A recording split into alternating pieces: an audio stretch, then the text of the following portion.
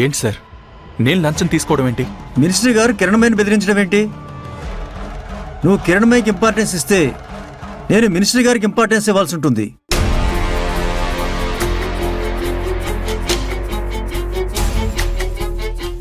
Department పరువు పోగొట్టకయ్యా.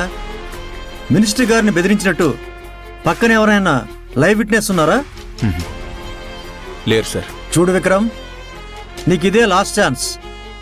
మాటి మాటికి మినిస్టర్ గారిని ఇబ్బంది పెట్టద్దు. డిపార్ట్మెంట్ అని ఊరుకుంటున్నాం సార్, లేదంటే మా స్టైల్లో చెప్పేవాళ్ళం. ఏం చేస్తావురా? నీ స్టైల్లో ఏం చేస్తావు? Stop it Vikram. నువ్వు ఒక పోలీస్ అధికారి అయి ఉండి ఒక రౌడీలా బిహేవ్ చేస్తున్నావు. నా ముందు అతని మీదకి వెళ్ళడం ఏంటి? చూడు సిఐ, ఏసీపీ గారు చెప్పినట్టు నీ దగ్గర పర్ఫెక్ట్ ప్రూఫ్ ఉంటే నన్ను ఇప్పుడే అరెస్ట్ చేయి. ఎందుకయ్యా చెత్త చెత్త పేపర్లన్నీ పట్టుకొచ్చి మా టైం వేస్ట్ చేస్తారు? వెళ్ళనే. మినిస్టర్ గారు, మీతో నేను తర్వాత మాట్లాడతాను. విక్రమ్, మీరు వెళ్ళండి. Okay sir. ఏసీపీ గారు థ్యాంక్స్. మీ మేలు ఎప్పటికీ మర్చిపోలేను. మీరు కూడా వెళ్ళండి, నేను తర్వాత మాట్లాడతాను. Okay sir. సత్య, అన్నా, ఇందులో నీ భార్యది ఏమీ తప్పులేదు. అంతా సిఐ గారు చేస్తున్నాడు. నువ్వు అనవసరంగా అమ్మాయితో గొడవ పెట్టుకోకు. వస్తాను మేడం గారు. అలాగేనండి. వస్తానండి. సరే అన్న.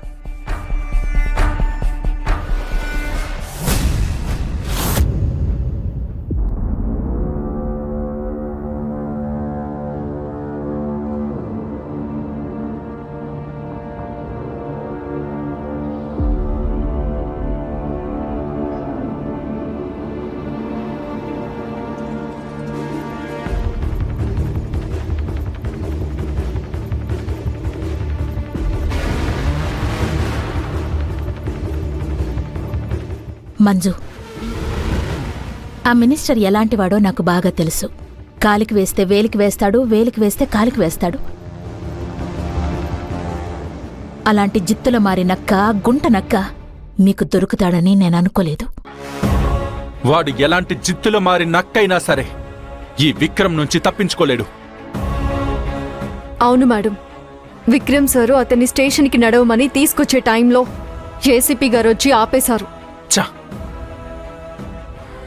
మన వేలితో మన కంట్లోనే పొడుచుకోవడం అంటే ఇదే.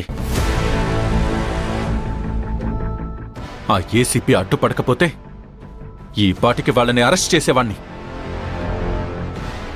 మినిస్టర్ని అరెస్ట్ చేస్తే తన పలుకుబడి ఉపయోగించి వెంటనే బయటకొచ్చేస్తాడు.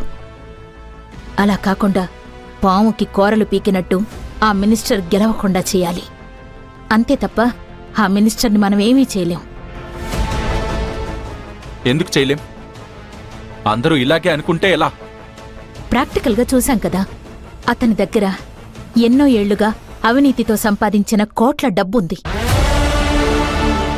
అలాంటి అతనికి సిఐనో, లాయర్నో, ఏఎస్ఐనో బెదిరించడం, భయపెట్టడం పెద్ద విషయమేం కాదు. అందుకే ముందు నేను కంప్లైంట్ ఇవ్వలేదు. ఇంకొకటి మంజు, చెప్పండి మేడం. ఇప్పుడు నీ ఫ్యామిలీలో గొడవలు మొదలవుతాయి. అందుకే ఇంకోసారి మినిస్టర్ జోలికి వెళ్ళొద్దు. ఒక్క కేసులో నిర్దోషిగా బయటికి రావచ్చు, కానీ ఇంకో కేసులో అయినా ఆ మినిస్టర్ని లోపల వేసే ఛాన్స్ వస్తుంది. ఒక నేరస్తుడు నిరపరాధి అని కోర్టులో రుజువైన కేసులు వేల కొద్దీ ఉన్నాయి. నేను రోజు కోర్టులో చూస్తూనే ఉంటాను.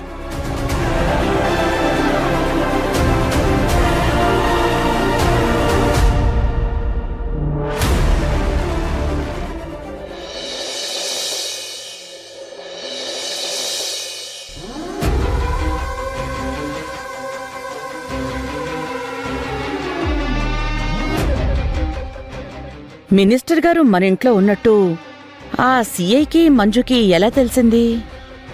ఆ సిఐ గాడు పొద్దున్న లేచిన దగ్గర నుంచి మినిస్టర్ మీద, నా మీదే వాడి చూపుంటుంది. ఆ సిఐ గాడికి ఆ విషయం తెలుసుకోవడం అంత పెద్ద పనేం కాదులేమ్మా. ఆ సమయానికి ఏసీపీ గారు వచ్చేశారు కాబట్టి మినిస్టర్ గారిని అరెస్ట్ చేయలేదు. మరి ఈ ఏసీపీ గారికి ఎవరు ఫోన్ చేసి చెప్పలేదు కదా, మరి ఆయన గారు ఇక్కడికి ఎలా వచ్చారు? నాన్న, అన్న నెట్వర్క్ అన్నకుంటుంది. అన్నను అంత తేలిగ్గా చూడడం కరెక్ట్ కాదు. మినిస్టర్ గారి పవర్ ఏంటో నాకు పూర్తిగా తెలుసు. ఏదేమైనా సత్య, మంజు ఎందుకిలా చేస్తోందో అర్థం కావడం లేదు. ఇందులో అర్థం కాకపోవడానికి ఏమీ లేదమ్మా. ఆ సిఐకి మినిస్టర్ అన్నన్నా నేనన్నా పడదు. అతను ఒకవేళ డైరెక్ట్గా ఒక్కడే వచ్చేస్తే రేపు ఆ సిఐ ప్రాణాలకు గ్యారంటీ ఏం లేదు. సో మంజు నా భార్య. మంజుని చూస్తే నేను సైలెంట్ అవుతాను.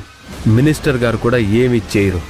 అందుకే ఆ సిఐ గాడు మంజుని పావుగా వాడుకొని ఇలా చేస్తున్నాడు. సరేరా, అవన్నీ పక్కన పెట్టు. ఓ పని చేద్దాం.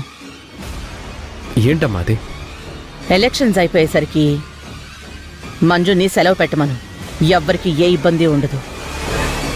అప్పుడు మంజుకి సీఏ మాట వినాల్సిన పనే లేదు. మంజుకి సెలవు ఎవరివ్వాలి? వాళ్ళ పై అధికారి కదా. అంటే సిఐ విక్రమ్ అన్నమాట. మరి మంజు సెలవు పెట్టినా ఆ విక్రమ్ సెలవు మంజూరు చేస్తాడా? చెయ్యడు. అప్పుడు పరిస్థితి ఏమిట్రా?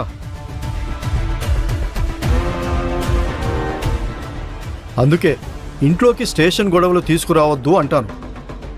అయిపోయిన గొడవల గురించి అసలు డిస్కషన్ చేయొద్దు. ఓ చిత్రకారులు, డిస్కషన్ చెయ్యకపోతే కుదిరే పని కాదు. ఏ మాకు వేరే పని పాట ఏం లేక మంజు జపం చేస్తున్నాం అనుకుంటున్నారా? రే సత్య, మంజుని సెలవు పెట్టమను. అప్పుడు మంజు సీఏ మాట వినాల్సిన పని లేదు. మంచి ఐడియా అమ్మా. మంజు డ్యూటీ నుంచి రాగానే ఇదే మాట చెప్దాం. ఏం చెప్పాలనుకుంటున్నారు సత్తయ్య గారు? మంజు, నువ్వు ఎలక్షన్స్ అయిపోయే వరకు సెలవు పెట్టు.